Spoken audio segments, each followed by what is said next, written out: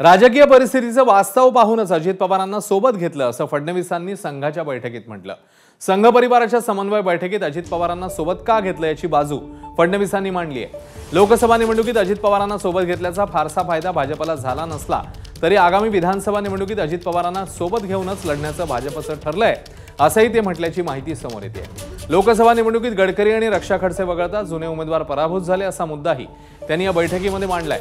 त्यामुळे आगामी काळात भाजप तिकीट वाटपात मोठ्या प्रमाणामध्ये भाकरी फिरवणार असे संकेत फडणवीसांनी दिल्याचं मानलं जात आहे। विरोधकांच्या नरेटिव्हला प्रत्युत्तर देण्यासाठी आता संघ परिवारानेही सक्रियपणे मैदानात उतरण्याची अपेक्षा त्यांनी व्यक्त केली आहे।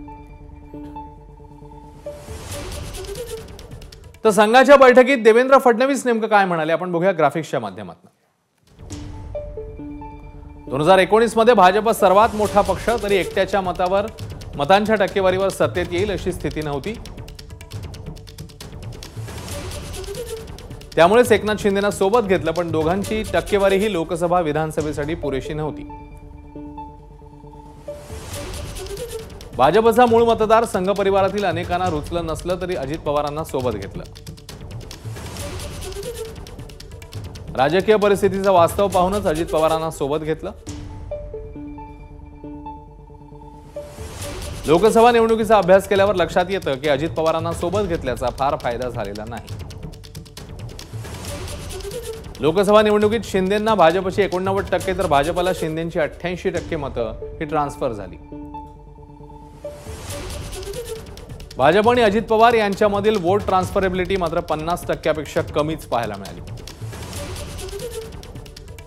एकनाथ शिंदे आणि अजित पवारांना सोबत घेतल्यानंतर सरकार म्हणून बरीच कामं करता आली।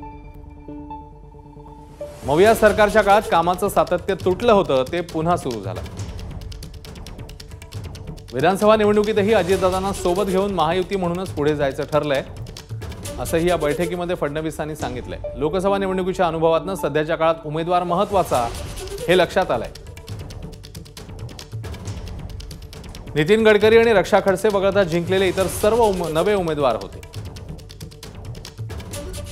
जिथे उमेदवार बदलले नाहीत जुन्यांना संधी दिली तिथे पराभव झाला।